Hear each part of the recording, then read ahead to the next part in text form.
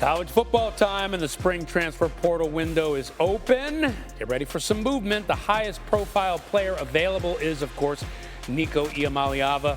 He left the Tennessee program last week after being the Vols' highest-ranked quarterback recruit in the history of ESPN rankings. Another former SEC quarterback is available in Jaden Rashada. He was the second highest-ranked dual-threat quarterback in the 2023 class and spent time with Arizona State as well as Georgia. He'll have 3 seasons of eligibility left.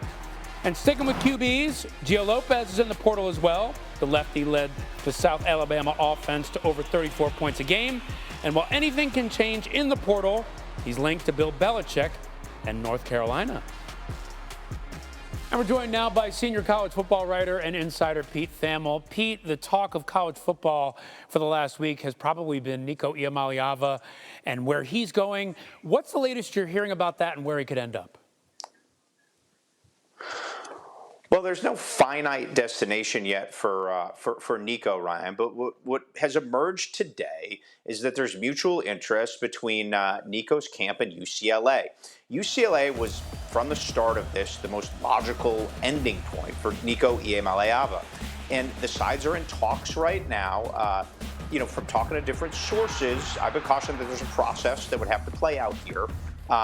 And we've seen enough twists and turns in the Nico saga where we don't want to get premature on anything. But considering he's from Los Angeles, his brother had been committed there. He's actually from Long Beach. I don't want to offend anyone in L.A. His brother Madden had been committed there before flipping to Arkansas. There's history with the family at UCLA. And for Coach Deshaun Foster, coming off a 5-7 debut season, a 3-6 record in the Big Ten, he would be a marquee recruit. Nico Iamaleava obviously led Tennessee to the college football playoff last year. He's got a 5-star pedigree.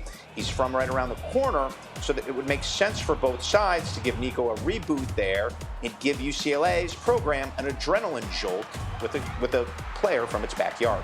Could be a huge boost for UCLA if they can get him. Meanwhile, let's talk about Bill Belichick.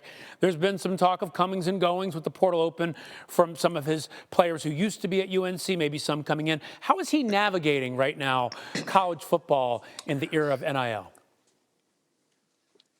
Well, this is what Bill Belichick was brought to North Carolina to do, manage a roster as an NFL program would. They call themselves the 33rd team at North Carolina. Look, we've seen decades of evidence of Bill Belichick not being afraid to cut players, looking for value, going out.